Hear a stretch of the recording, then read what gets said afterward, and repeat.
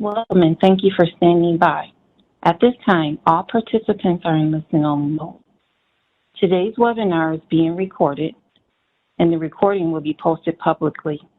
If you have any objections, you may disconnect at this time. Now I'd like to turn the call over to Deb Revere.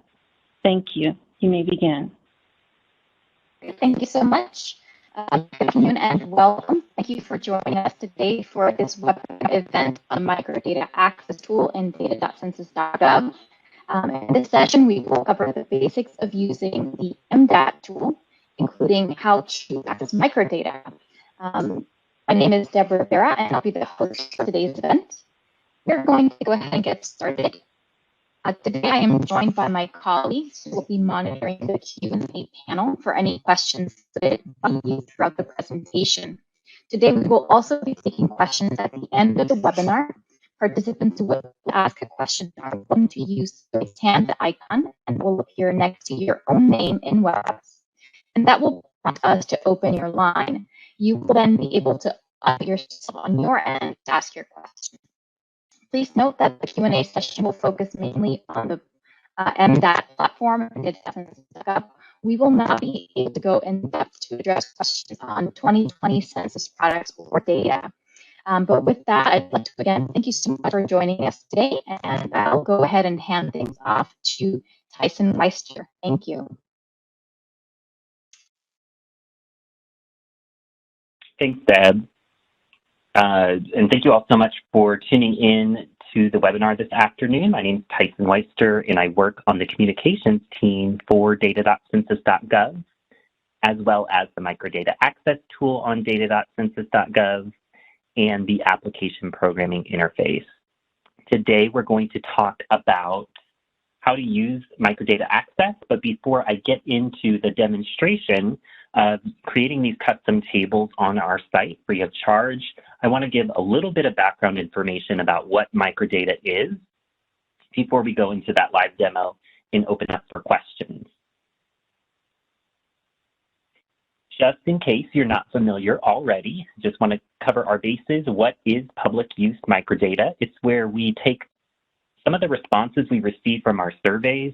We remove personal information so that you can't identify any particular person or household. We put additional edits in place like top and bottom coding and a few other edits to protect the confidentiality of our respondents. And then we give you that set of responses to create your own custom tables. So the public use portion refers to this being anonymized information. It is publicly accessible through a variety of sources. Today, we're going to show you how to access these data to create custom tables on data.census.gov/MDAT. These data are also accessible through the Application Programming Interface, or API, and you can download microdata through the FTP or File Transfer Protocol site. The microdata portion, of course, refers to this being individual responses that you need to tabulate and weight on your own in order to create statistics that represent data for the overall population in a particular geographic area. So we're going to break this down a little bit more detail. Here I am showing a couple of different items at the top, wanting you to focus your attention there for now on tabulated data. So this is where I have went to data.census.gov and pulled up one of the data tables that are available through our site. Here we're looking at data for the state of Maryland for computer and mathematical occupations is what's highlighted in this row. And it shows that based on the 2019 American Community Survey one-year estimates, in the state of Maryland, there were approximately 121,160 people who were males that work in computer and mathematical occupations. In comparison, microdata shown below, I've highlighted a particular row from this microdata to show you what you would be getting through this. You can see in this row, there is ST for state code 24, representing Maryland, sex code 1, representing male, and OCP code 1031, representing a web developer. So this particular row of the microdata is showing you that what you're seeing is an individual response, and the record shows that this is corresponding to a male who lives in Maryland that's a web developer. You can use the Microdata Access Tool, or MDAT, in order to use this underlying set of microdata to create a custom table. When you're working on pursuing that option, always want to give first priority to the pre-made tables that are available on data.census.gov. A couple of reasons for this, and I want to highlight the key differences that I want everyone to walk away with. When you're looking at data.census.gov on the pre-made tables, those are all based off of the internal microdata file. So this is going to give you the most accurate estimates because that file will include the full set of responses for that survey or program.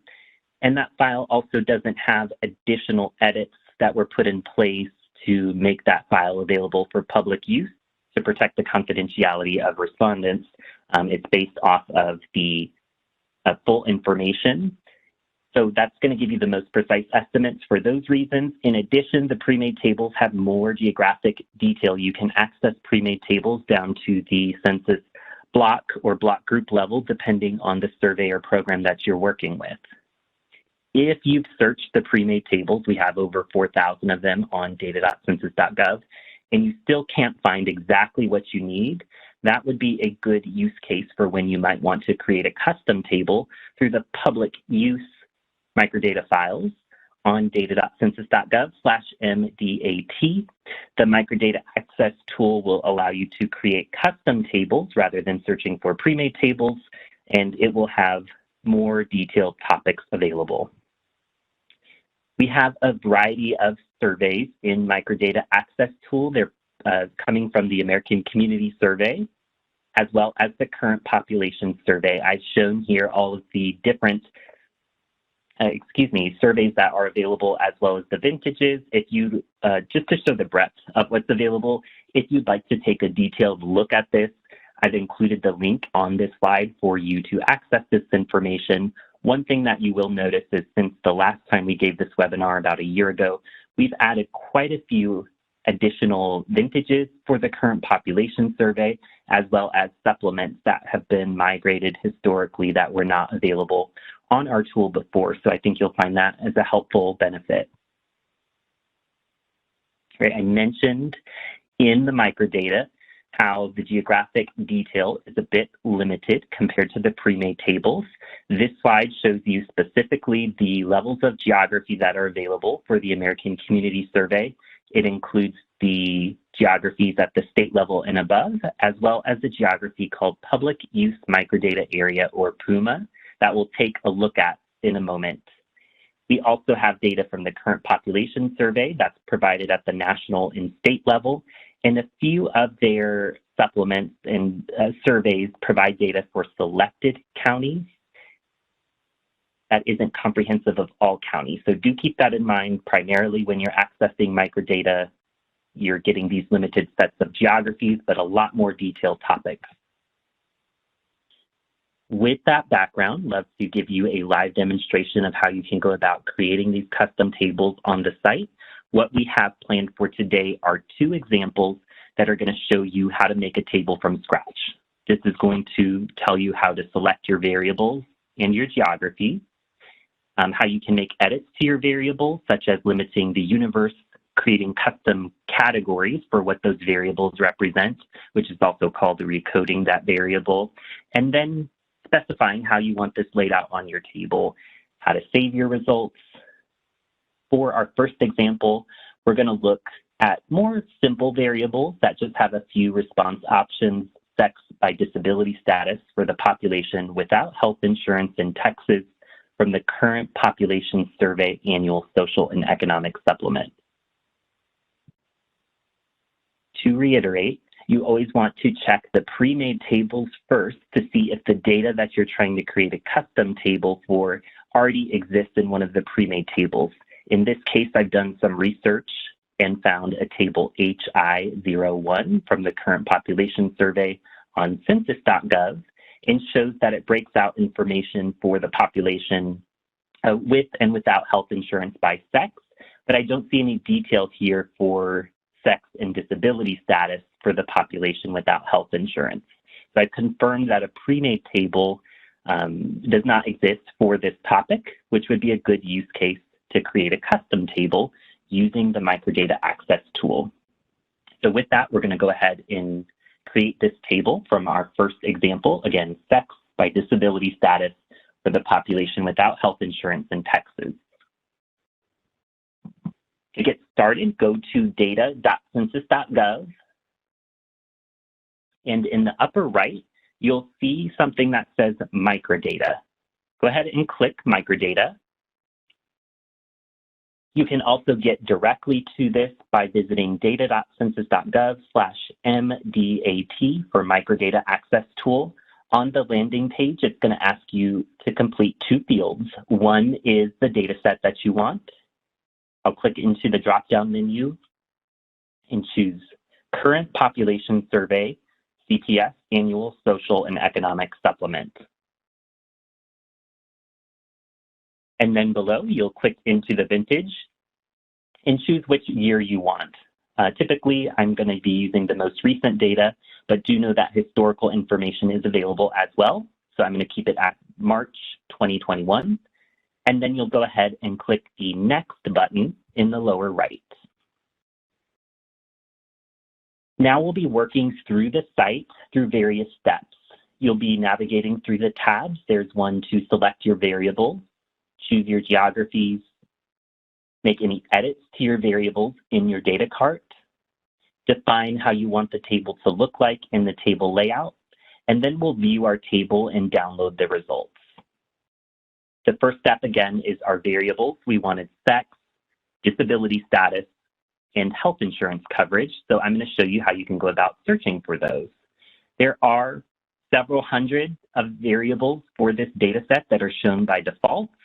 And there's a few different ways to go about searching. I want to show you my favorite way to start. And in the second example, I'll show you two additional ways you can find variables. What I prefer to do is go to the label section and notice that there is a search box under the word label. So here I can click into that search box and type a keyword. It is looking for an exact text match within that field, so you'll want to make sure that you're spelling absolutely correctly. And generally speaking, a single keyword is the best way to go, or something simple. So I'm going to type in sex and see here that it has found a match for the variable. There's only one to choose from in this case. The variable name is A_sex. The label says demographics, sex. There is another third column that shows there are two possible values for this variable captured in this data set. And I always click the details option in order to get the most information and truly make sure this is the variable I want before I select it. Once we click that, it expanded out below to show us a description, which says sex, and that a value of 1 refers to males, a value of 2 refers to females. So this is what I want. I'm going to go ahead and click in order to select it, the checkbox to the left of A sex. Once I mark that checkbox, you'll notice the data cart says 1 in parentheses, and this indicates that I selected one variable that's in my data cart. Now I'm ready to select my other variables. I want disability status. So I'm going to click into label, delete sex, and type in disability.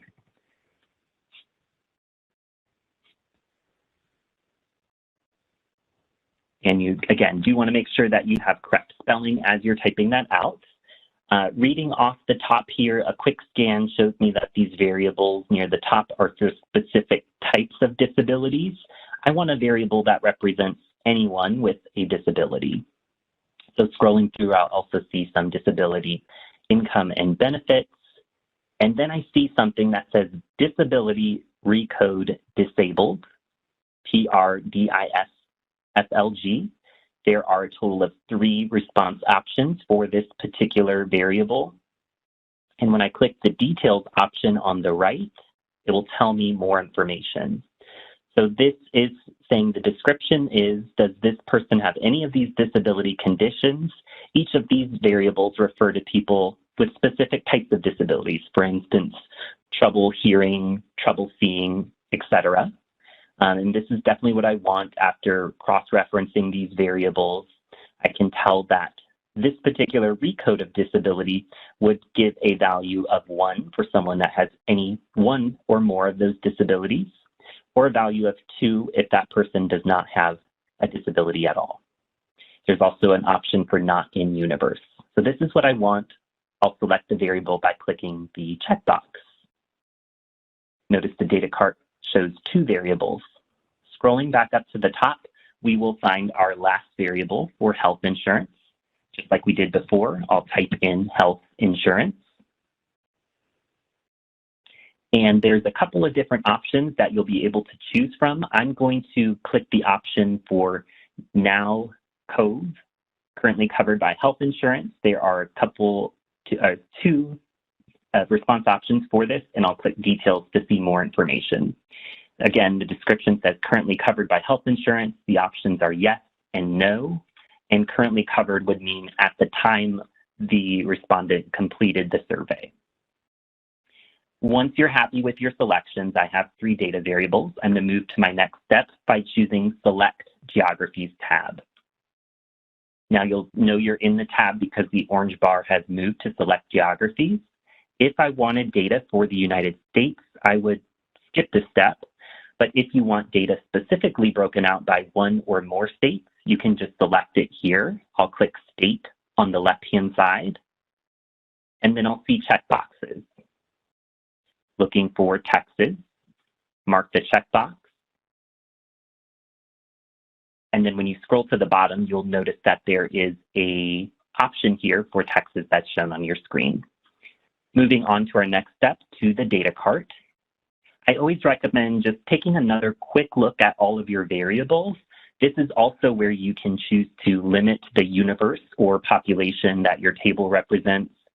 You can also create custom categories or recodes. We're going to do that in our next example. Right now, I just want to focus on limiting the universe for our table. And specifically, I said that I wanted these data for the population without health insurance. So I'm going to limit my universe so that my table only reflects data for people without health insurance.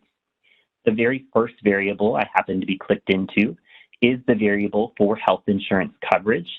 As a reminder, a response of yes means that they did have health insurance coverage, and a response of no means that they did not have health insurance coverage. I'm going to uncheck the box for yes, and now I have limited the universe for my table just to people without health insurance coverage.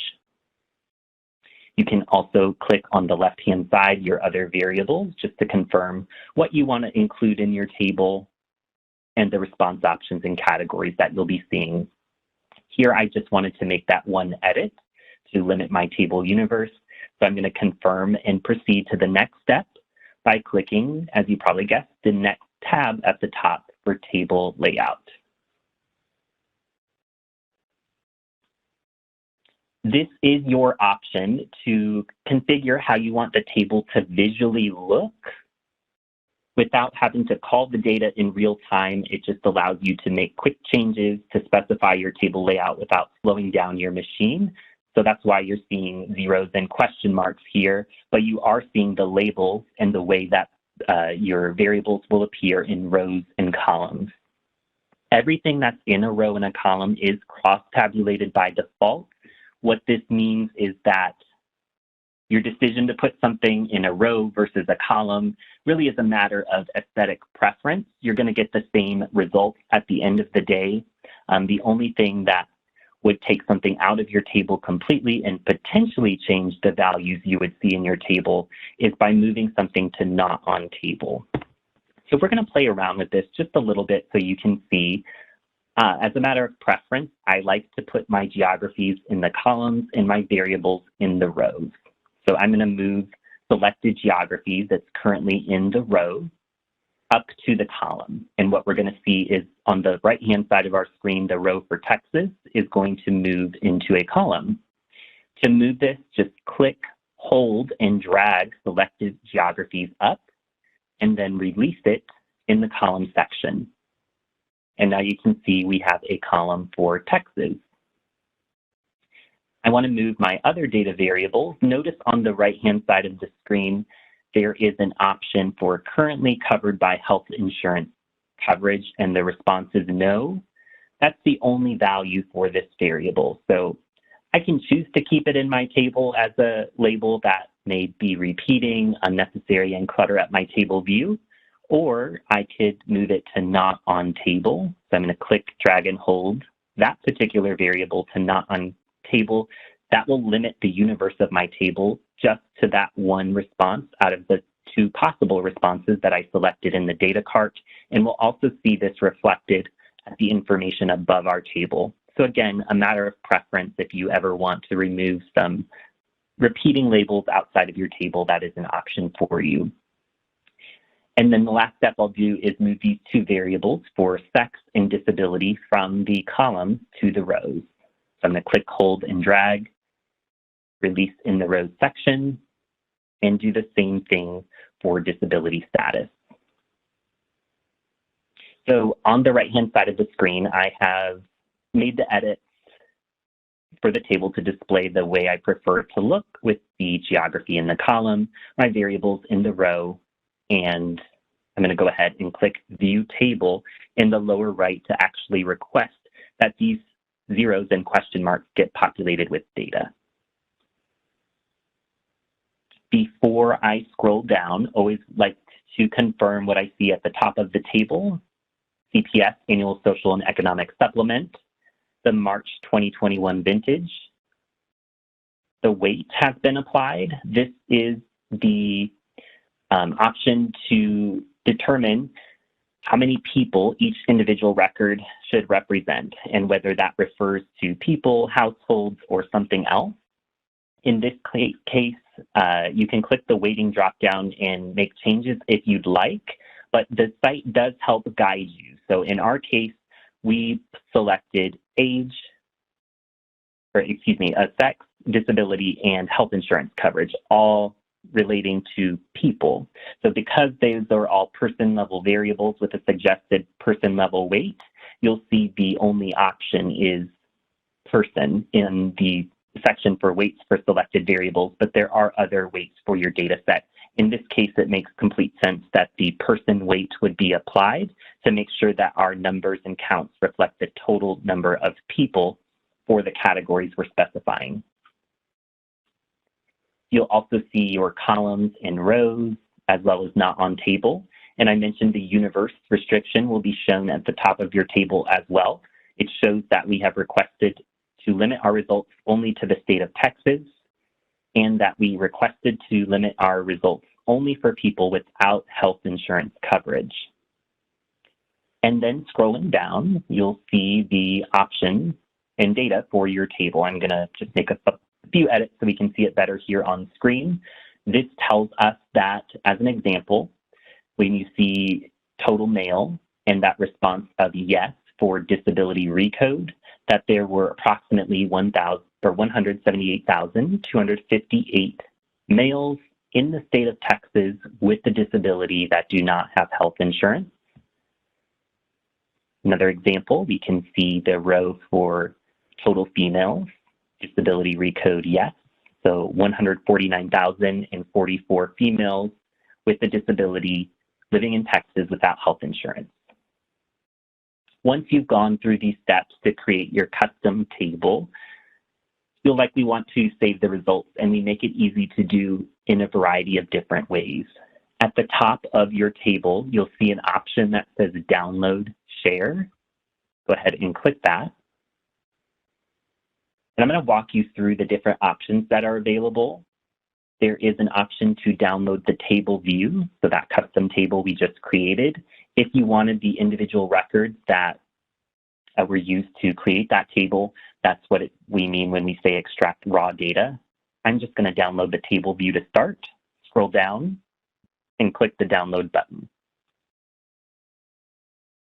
In the lower right, because we're using Google Chrome, you'll open up that file. And then what you're going to get is output that looks very similar to what we just saw on screen. It has the table, all of the descriptive information, and then the data here in the same columns and rows as we had saw on screen. So a very easy way to get that information. Another option for you is to copy the bookmark. Now you can do this by navigating to this button and click Copy Bookmark, or you can simply copy and paste the URL from your address bar. When you go to visit that later or share it with a colleague, it's going to load up this table with all of your selections and take them to that same table view that you saw. And some additional options for you to save this information. If you're interested in using the source data from our application programming interface or API, there are two options for you here. The API GET query, I'm just going to show you in a web browser what this will give you. Again, this one is showing us the raw data. So the microdata records, these are the individual responses and records that were used to create the data table we just saw. For the API tabulate query would be the API query that's going to give you the table data. Remember, these last two rows were the items that we read off for the number of, in this case, females and then males with disability without health insurance in Texas. If you're interested in learning more about the microdata API, you visit census.gov/developers. We do have a whole user guide dedicated to the microdata API.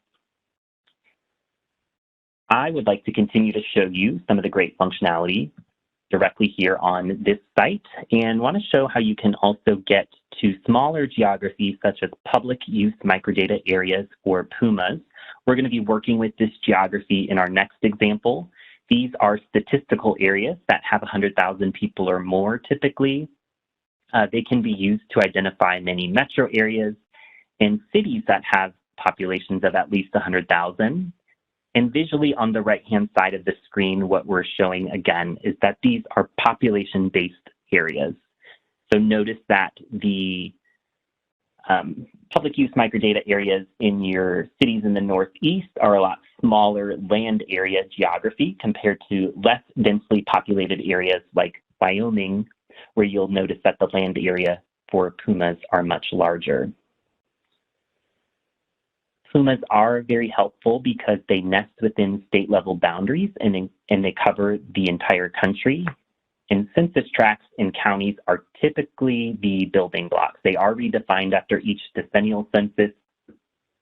Another way that you can visualize this in a way that I think is going to make some sense is to show how they may nest or span multiple counties.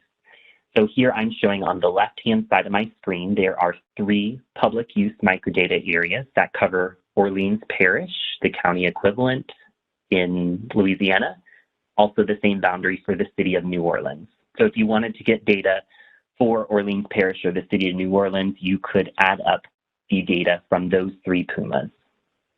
On the flip side, if you are working with data for more rural types of areas, if an individual county does not have 100,000 people, you'll likely see a single public use microdata area that spans multiple counties. On the right-hand side, we're showing this in the state of Louisiana for PUMA 01900. That spans 3 county equivalents in that state: St. James Parish, St. John the Baptist Parish, and St. Charles Parish. We do make it very easy to select PUMAs on Microdata Access Tool. In the Select Geographies tab, you'll click Public Use Microdata Area, choose your state, and then choose the checkboxes for the PUMAs you would like to select. As we work towards looking at this on the live site, before we get into our next example, I want to look at poverty broken out by single year of age. And I did my due diligence first by checking out the pre-made tables on data.census.gov to see if there is any information on this already. What I found is that there is a table called Poverty Status in the past 12 months by sex, by age. I added my geography for Baltimore City, Maryland, And then I see in this particular table that I don't get poverty by single year of age. I get poverty for different age groups, under 5 years, 6 to 11 years, etc. So not exactly what I want, which means that this would be a good use case for me to create a custom table using microdata access. For this example, I'm going to show you how you can work with continuous variables and create your own categories for them. We're going to be doing this for both poverty status and for single year of age in Baltimore City public use microdata areas based on the American Community Survey. Going back to the live site, I'm going to click microdata in the upper left. Take me back to the landing page for this particular tool. I'm going to click the dataset drop-down menu, and I'm going to choose the ACS 5-year estimates public use microdata sample. The reason I'm going to choose this is because I have a very specific data request for smaller geographic areas. This 5-year estimates will give me more microdata records to base that data off of. And I'm going to leave it at the most recent 2020 data, and then click Next.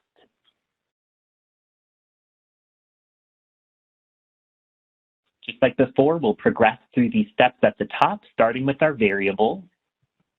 I want to show you additional ways you can go about selecting your variable. One is to use the variable search box. So if you know the variable name, I happen to know for poverty, it's POV, P-I-P. You can type that in if you know it as a quick way to get there. Always want to double check the details. And it shows that this variable provides income to poverty ratio recode. So it shows the income of people in relation to the poverty at specified amounts from 0 to 500%, 500% or more, and then another option for people that are not in the poverty universe. We're going to take a closer look at this later and really take time to make sense of this variable, but for now, I know that's what I want, and I'm going to check the box. Once you check that box, at the top, you'll get a message that the variable is continuous and that you'll likely want to create a group or recode in order to actually use it in your table. Again, we'll talk more about that in a moment. For now, I'm going to delete POV PIP from that search box and show you one additional way you can search for your variables is to click the Filter by Topic option near the top. Once you click into that drop-down menu, we wanted data broken out by age, and I see something called age and sex. Once you click that, in this case, there are 2 variables that appear in the match. I see one for age P, age. I click details and see the value and description. So I'm going to get data for 1 to 99 years old, and there's also an option for 0 corresponding to people under 1 year. Definitely what I want, so I'm going to click the checkbox to the left of age P. Notice the data cart has 2 in parentheses indicating we've selected the 2 variables we want and need, and we're ready to move on to our next step. I'll click the Select Geographies tab at the top. Again, if I wanted data for the nation, I could skip this step, but I want data for the public use microdata areas that make up Baltimore City, Maryland. I'll click Public Use Microdata Area, then choose Maryland, and then look for the ones that say Baltimore City. There are a total of 5, so I'm going to click each of those 5 public use microdata areas. I'll see them selected here when I scroll to the bottom. And then I'm ready to proceed to the next step, so I'll click on the data cart. Last time we limited the universe for one of our variables. This time I want to create recodes, also called custom groups. Another way to refer to this are the categories that you're going to see in your table. I'm going to do this first for poverty, and I want to show you there are 2 ways to go about creating custom groups. So for this option, I'm going to start with what I'm going to call the more manual way of creating a custom group. What you want to first do before you click Create Custom Group after you've selected your variable on the left with the orange bar is verify if you want all of these options to potentially appear in your table in some way. In this case, I do want to include everyone that is captured in this variable, so I'm going to leave all of those checkboxes marked and click Create Custom Group.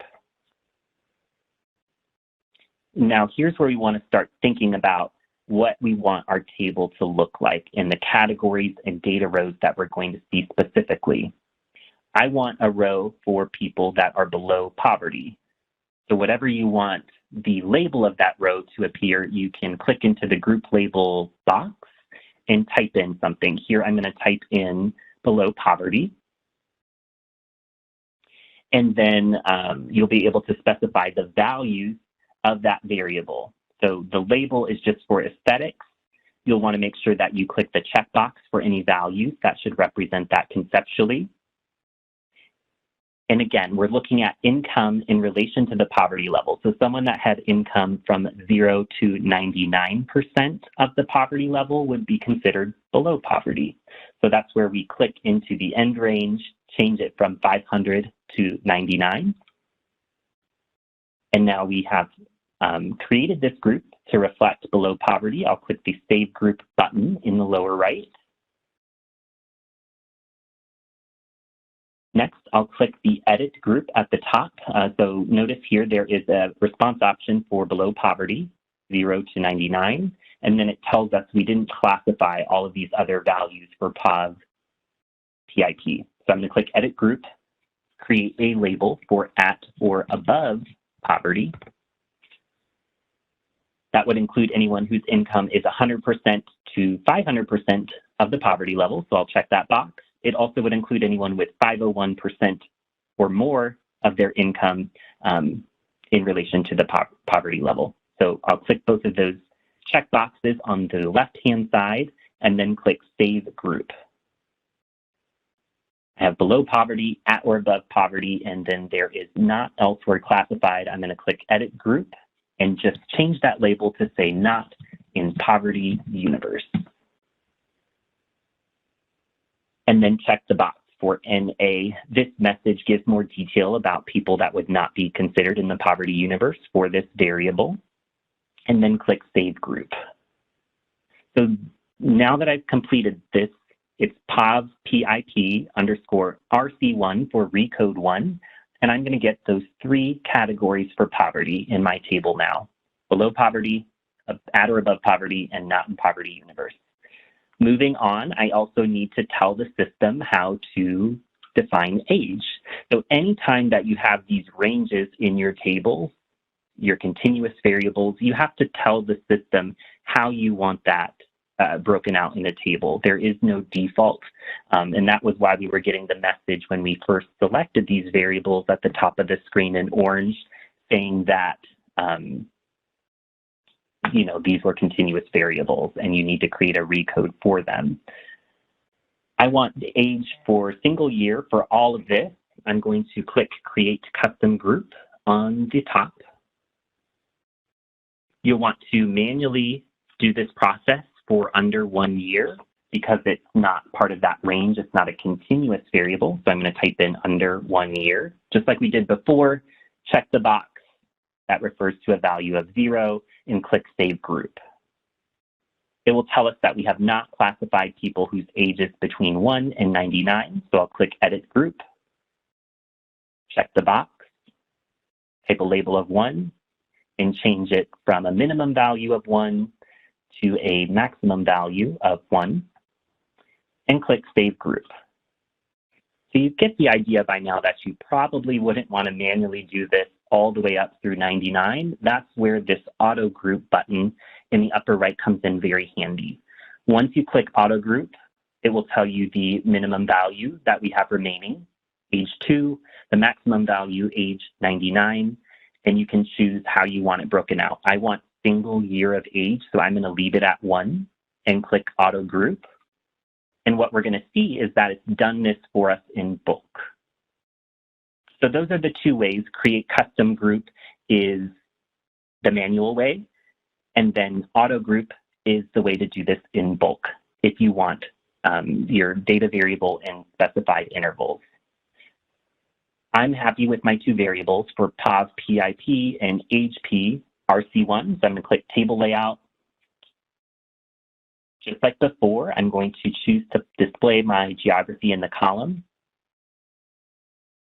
And right now, we don't have any of our data variables in the table. You'll want to make sure that your recoded variables that you want to display as categories in your table are appearing in either the rows or the columns, depending on how you want to view this. So I'm going to drag them and drop them from not on table to rows, because that's my preference of where they would be. Again, as long as they're in the rows or the columns, you're good to go.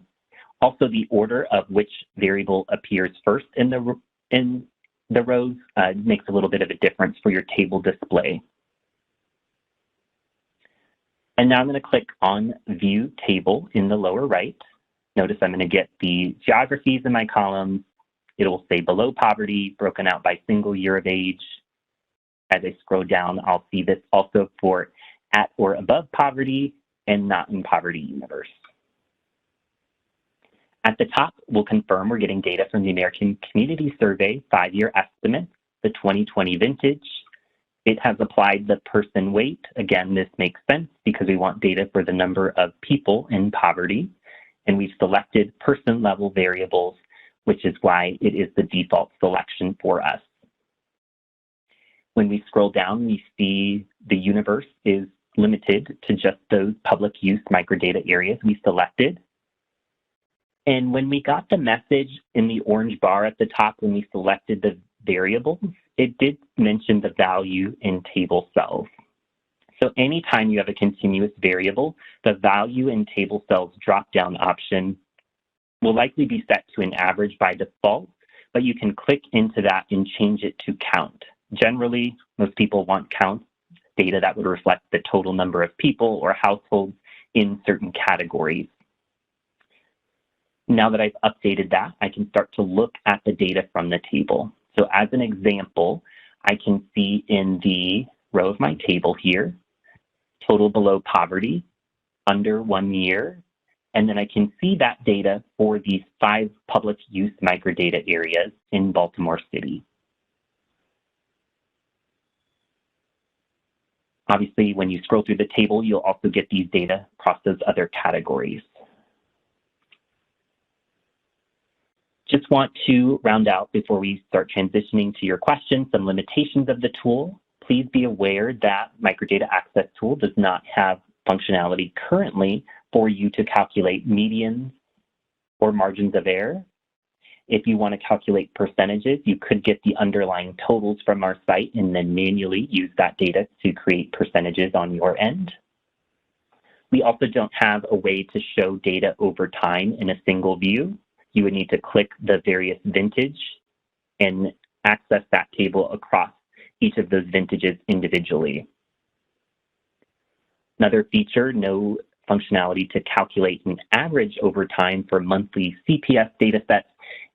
And also when you're working with income variables that should be inflation adjusted, we do not have the ability to apply those adjustment factors on our site directly. For example, AGE Inc. from the American Community Survey. So if you have a need that fits these circumstances, you may find it more beneficial to download the data directly from the API or the FTP site and work with it in your own statistical software. But again, the benefit of the Microdata Access Tool is in comparison to the pre-made tables, the custom tables provide more topic detail. You can save and download your results easily, and you don't need to purchase or learn complex statistical software in order to use this. Everything that we do on data.census.gov is based on user feedback. You can let us know your thoughts by clicking the feedback link in the upper right and emailing us at census.data@census.gov. Please let us know how we can make the site work better. You can also email us your data questions as you're working through the site. We do continuously update the site based on your feedback. To stay up to date for the latest system improvements, please visit the link on the left for email updates. Choose data.census.gov updates, and we'll send out our monthly newsletter where we talk about the latest system improvements, educational opportunities, and other data releases. And one last thing before we start taking your questions, we do have another way for you to let us know what you think of the site through our annual Data User Satisfaction and Needs Survey. This is your once-in-a-year opportunity to not only let us know what you think of the site as it currently stands, but you can also share your ideas for other improvements and new features you'd like to see. Whether you are completing the survey for the first time or responded last year, your participation is important to help us build a better data.census.gov. We look forward to your responses. To get started, simply click the banner at the top of data.census.gov, and we'll also share a link to the survey in the chat now for your convenience. And thank you. With that, I'm going to transition over to Deb. We're excited to start taking your questions soon. All right, thank you, Tyson. Let me know if you can hear me okay. I was having some issues earlier. Yeah, you're coming through clear. Perfect, thank you so much. All right, so thank you. As Tyson was saying, in just a few moments, we're going to begin our question and answer session. And today, how we're going to do this is we're going to be taking questions over the WebEx audio. You will have to use the raise hand icon, and you can find that located right next to your name under the participants panel or along the bottom of the WebEx screen. Once you raise your hand, that will prompt us to unmute your line on our end. And once we call your name to take your question, you're welcome to unmute yourself at that time. But before we open the line, I'd like to invite you all to share your thoughts about today's webinar through an evaluation survey. As you all know and have heard many times by now, your feedback helps us design future training sessions, and it lets us know how we can improve our webinars, perhaps other topics that you'd like to see in the future. So please take a moment and fill that out. We're going to send that out through the Q&A because we are having some issues with the chat today. So look out for that link in the Q&A panel. And with that, if you have any questions remaining after our session concludes today, please feel free to reach out to one of the two email inboxes that you see here. If you are a member of the public, you can reach out to the Center for Enterprise Dissemination. And if you are a member of the media, you may contact the Public Information Office. And with that, let's go ahead and see if anybody has any questions. Again, to use the raise hand icon, you can find that located right next to your name, or you can find it along the bottom of the WebEx screen.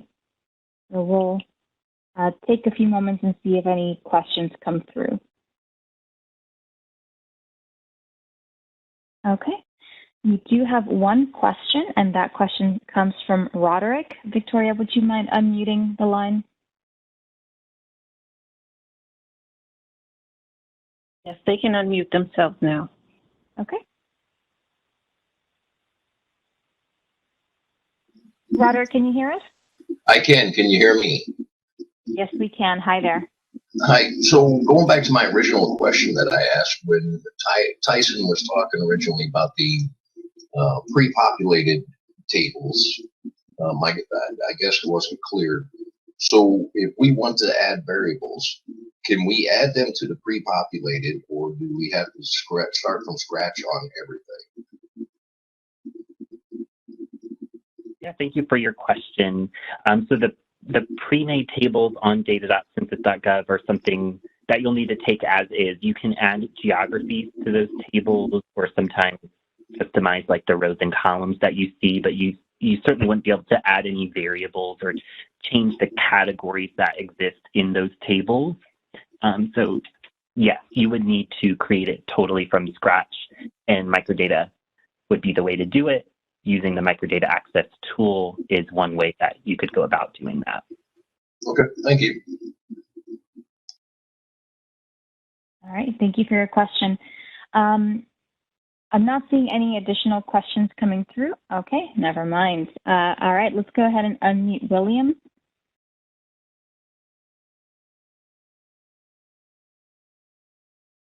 William, I think we can hear you. Can we do a test? Yes. Can you hear me? Yes, we can hear you. Okay, excellent. Thank you very much for the presentation. That was very good, very easy to follow. Yeah, I had a question about functionality. I'm not sure if this is something that's supported. You showed in your example how to be able to pull information about populations that met several different criteria at once. And I was just wondering whether or not it was possible or easy to be able to pull information about population that may meet one of maybe 3 or 4 criteria. So kind of this, instead of this and this and this, if that question makes sense.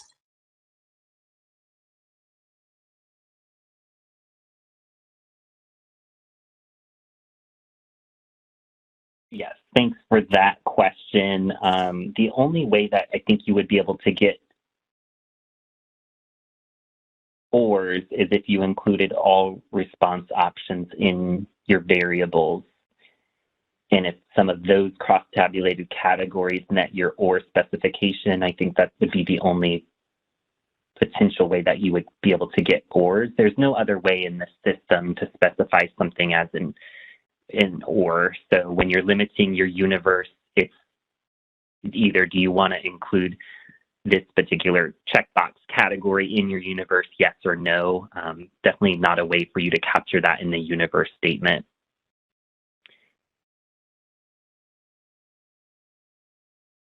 All right. Thank you for that, Tyson. All right, let's unmute Lee's line.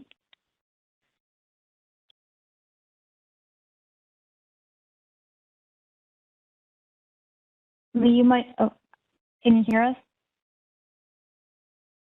To get multiple time periods. For example, let's say I want an average for a year in basic CPS rather than running it 12 times on monthlies. Is there a way to do one run for the 12 months as a group? Great, thanks for the question.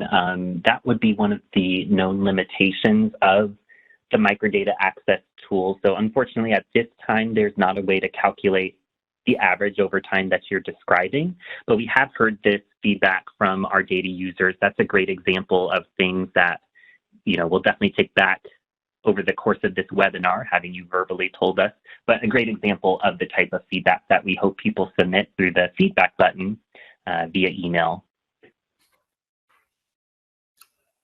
Thank you. All right, thank you for your question.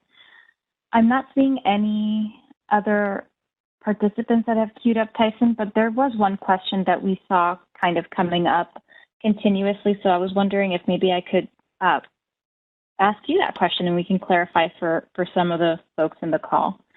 That question was, one second, I'm pulling it up here.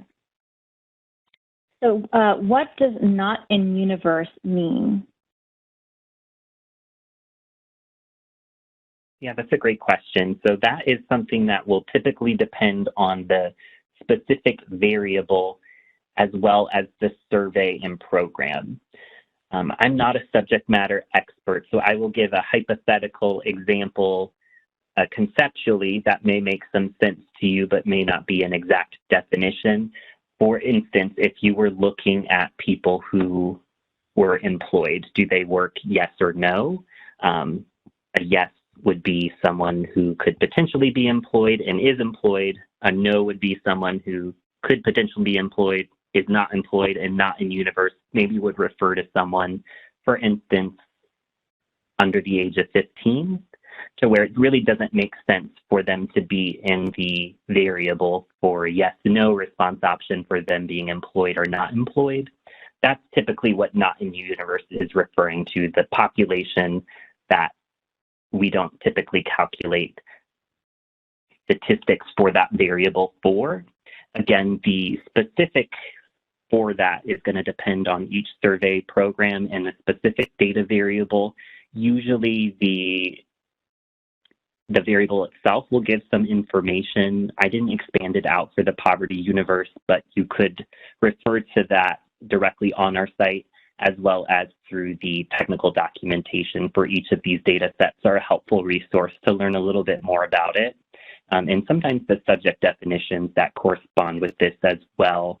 On the links on census.gov for each of these surveys and programs. They will have microdata and documentation. So I would direct you to those resources to learn more, and hopefully my first answer about conceptually what that means would clarify a little bit for you. Awesome. Thank you so much, Tyson. Really appreciate it. I'll do one last call for any questions. Let's see here. All right, I think we don't have anybody else in queue for questions, Tyson, but thank you. Oh, wait, the question was retracted, so you should be good to go. Thank you. Okay, I will just kind of give some additional information here and final thoughts. There are ways to stay connected with us. We encourage you on the landing page of data.census.gov to click the Help button, and that will take you to our resources page where you will see educational materials on a variety of topics in formats, short videos, full-length recorded webinars, answers to your FAQs, and PDFs with step-by-step instructions. This webinar is also put on as part of census.gov/academy, which is the centralized training for the Census Bureau. If you wanted additional training across any topic, survey, or program or data tool that we cover, this would be the place you would want to look for it. We also have data dissemination specialists located throughout the country, and you can put in requests for training both with them and with us. And finally, if you'd like to learn more about the application programming interface, we do have some information and documentation as well.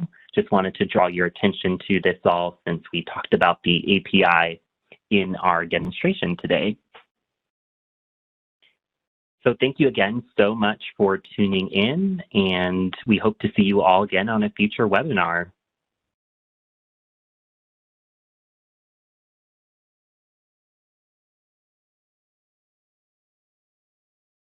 This concludes today's webinar. Thank you for participating. You may disconnect at this time.